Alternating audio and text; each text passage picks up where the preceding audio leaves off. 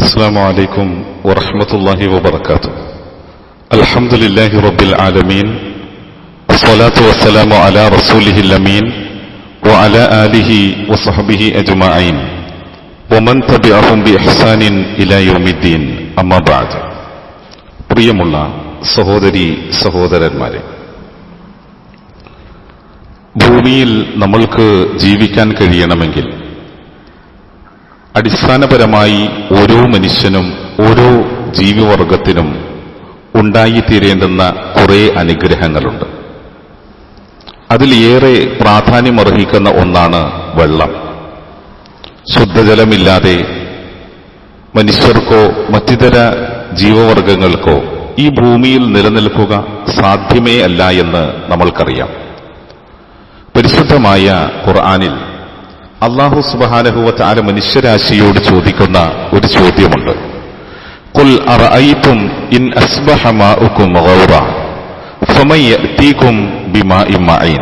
അല്ലാഹു ചോദിക്കുകയാണ്, പറയണം നബിയെ, നിങ്ങൾക്കറിയുമെങ്കിൽ നിങ്ങളൊന്ന് പറഞ്ഞു തരൂ. ഇൻ അസ്ബഹ മാഉകും ഗൗറ, ഈ ഭൂമിയിലെ ജലം വറ്റിപ്പോയാൽ ആരാണ് ഫമൻ യഅതീകും ബിമാഇൻ മഈൻ, ആരാണ് നിങ്ങൾക്ക് കുടിക്കാൻ പര്യാപ്തമായ ഉറവ് ജലം നിങ്ങൾക്ക് ഈ ഭൂമിയിൽ കൊണ്ടുവന്ന് തരാൻ ആർക്കാണ് കഴിയുക?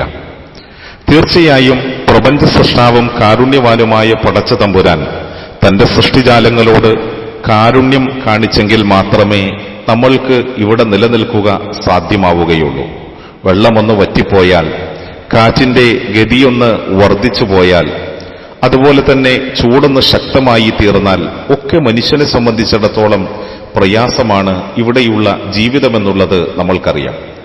ഒരു ഭാഗത്ത് മനുഷ്യന്റെ കഴിവുകൾ വാനോളമുണ്ടെങ്കിൽ മറ്റൊരു ഭാഗത്ത് മനുഷ്യൻ എത്രത്തോളം ദുർബലനാണ് എന്നും എത്രത്തോളം നിസ്സഹായനാണ് എന്നും ജീവിത സാഹചര്യങ്ങൾ തന്നെ മനുഷ്യനെ ബോധ്യപ്പെടുത്തുന്നുണ്ട്. ഒരു ഭാഗത്ത് മനുഷ്യന്റെ കഴിവുകൾ ആകാശം മുട്ടെ വളർന്നു നിൽക്കുന്നു. അത്രത്തോളം മനുഷ്യന്റെ അറിവും കഴിവുമെത്തി ശൂന്യാകാശത്തേക്ക് പേടകങ്ങളയച്ചുകൊണ്ട് അവിടെയുള്ള വിവരങ്ങൾ സമാഹരിക്കുവാനും അതുപോലെ തന്നെ ഭൂമിയുടെ ഉള്ളറകളിലേക്ക് കടന്നു ചെല്ലുവാനും സമുദ്രത്തിന്റെ ആഴിയിലേക്ക് എത്തിച്ചേരാനും ഒക്കെ പര്യാപ്തമായ പുതിയ പുതിയ കണ്ടുപിടുത്തങ്ങൾ മനുഷ്യൻ നടത്തിക്കഴിഞ്ഞു. എല്ലാ മേഖലകളിലും മനുഷ്യന്റെ അറിവും കഴിവും ചെന്നെത്തി നിൽക്കുന്നത് അത്ഭുതത്തോടെയാണ് നാം കാണുന്നത്. എന്നാൽ ഈ കഴിവുള്ള മനുഷ്യന്റെ മുന്നിൽ തന്നെ ഒരു കുളിരായി അടിച്ചു വീശിക്കൊണ്ടിരിക്കുന്ന കാറ്റിന്റെ വേഗതയൊന്ന് വർദ്ധിച്ച് അതൊരു കൊടുങ്കാറ്റായി മാറിയാൽ തടഞ്ഞു നിർത്താൻ എന്ത് സാധ്യതകളാണ് മനുഷ്യന്റെ മുന്നിലുള്ളത്?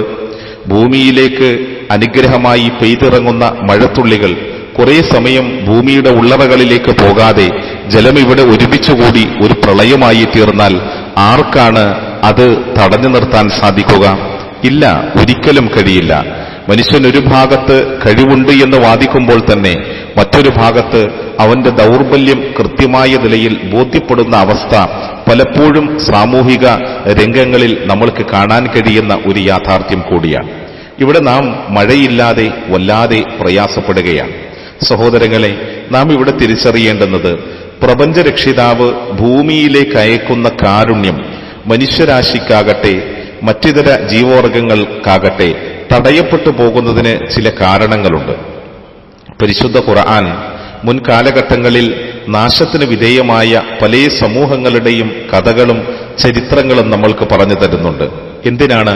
നാം അവയിൽ നിന്ന് ഗുണപാഠങ്ങൾ ഉൾക്കൊള്ളാൻ, നമ്മളുടെ ജീവിതത്തിന് അതൊരു നേർചിത്രമായി മാറുവാൻ വേണ്ടിയിട്ട് കാരുണ്യവാനായ റബ്ബ് ആ കാര്യങ്ങളെല്ലാം നമ്മൾക്ക് വിവരിച്ചു തരുന്നുണ്ട്. അതിൽ മുൻകഴിഞ്ഞ സമൂഹങ്ങളിൽ പലരുടെയും നാശത്തിന് വിധേയമായി തീർന്ന ഒരു കാര്യം അവരുടെ ജീവിതത്തിൽ നിലനിന്ന അധർമ്മങ്ങളാണ്, തിന്മകളാണ്, തെറ്റുകളാണ് എന്ന് നമ്മൾക്ക് കാണാൻ സാധിക്കും.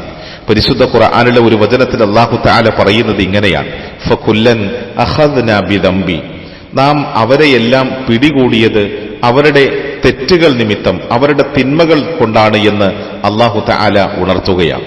അതെ, ജീവിതത്തിൽ അധർമ്മങ്ങൾ പെരുകുമ്പോൾ, തിന്മകൾ വർദ്ധിക്കുമ്പോൾ, നീതി നിഷേധം അത് സാർവത്രികമായി തീരുമ്പോൾ ആകാശലോകത്തു നിന്നുള്ള കാരുണ്യം തടയപ്പെട്ടു പോവുകയും നമ്മളിലേക്ക് വരുന്ന ശിക്ഷകൾ വർദ്ധിക്കുകയും ചെയ്യുന്ന സാഹചര്യം ഉണ്ടായിത്തീരാമെന്നാണ് വിശുദ്ധ ഖുർആൻ നമ്മളെ പഠിപ്പിക്കുന്നത്. നാം ഒന്ന് ആലോചിച്ചു നോക്കൂ, നമ്മളുടെയൊക്കെ ജീവിതം എത്രത്തോളം മലീമസമാണ്. മനുഷ്യനെ സംബന്ധിച്ചിടത്തോളം മനുഷ്യന്റെ ശരീരത്തിന്റെ അവയവങ്ങളെന്ന് പറയുന്നത് സാഹചര്യം കിട്ടുകയാണെങ്കിൽ എന്ത് തിന്മയും എന്ത് അധർമ്മവും ചെയ്യുവാൻ പര്യാപ്തമായ നിലയിലുള്ള അവയവങ്ങളുടെ സമുച്ചയമായി നമ്മളുടെ ശരീരം മാറിയിട്ടുണ്ട് എന്ന് പറഞ്ഞാൽ ആർക്കാണത് നിഷേധിക്കാൻ കഴിയുക? ഈ കഴിഞ്ഞ ദിവസങ്ങളിലല്ലേ നമ്മൾ കണ്ടത്, കേവലം 3 പവന്റെ സ്വർണ്ണാഭരണത്തിന് വേണ്ടി 10 മാസം ഏതൊരു വയറ്റിലാണോ ഒരു ഉമ്മ, ഒരു മാതാവ് ആ കുഞ്ഞിനെ ഗർഭം ചുവന്നത്, ആ മാതാവിനെ, സ്വന്തം മാതാവിനെ സ്വന്തം കൈകൾ കൊണ്ട് വധിച്ചു കളഞ്ഞ, ശ്വാസം മുട്ടിച്ചു കൊലപ്പെടുത്തിയ ഒരു കൊലയാളിയുടെ കഥ നമ്മളുടെ ഇടയിൽ തന്നെ നാം വായിക്കുകയുണ്ടായി.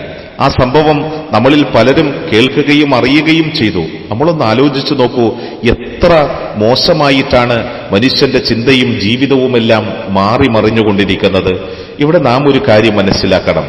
മനുഷ്യനെ സംബന്ധിച്ചിടത്തോളം അവന്റെ ജീവിതത്തിൽ സംഭവിച്ചു പോകുന്ന തിന്മകൾക്ക് പ്രപഞ്ചരക്ഷിതാവിനോട് മാപ്പിരക്കുകയും തിന്മകളിൽ നിന്ന് അകന്ന് ജീവിക്കുവാൻ മനുഷ്യന് കഴിയുകയും ചെയ്യണം. അങ്ങനെ ചെയ്യാത്ത സാഹചര്യത്തിൽ അള്ളാഹുവിന്റെ അനുഗ്രഹങ്ങൾ ഭൂമിയിലേക്ക് ഇറങ്ങുന്നത് തടയപ്പെടും. പരിശുദ്ധ ഖുർആനിലെ സൂറത്ത് നൂഹ് എന്ന അധ്യായത്തിൽ അല്ലാഹു തആല പറയുന്നുണ്ട്, ഫഖുൽതുസ്തഗ്ഫിറൂ റബ്ബക്കും ഇന്നഹു കാന ഗഫാറ. നിങ്ങൾ നിങ്ങളുടെ രക്ഷിതാവിനോട് ആത്മാർത്ഥമായി പാപമോചനം തേടുവിൻ, കാരണം അവൻ ഏറെ പൊറുക്കുന്നവനാണ്.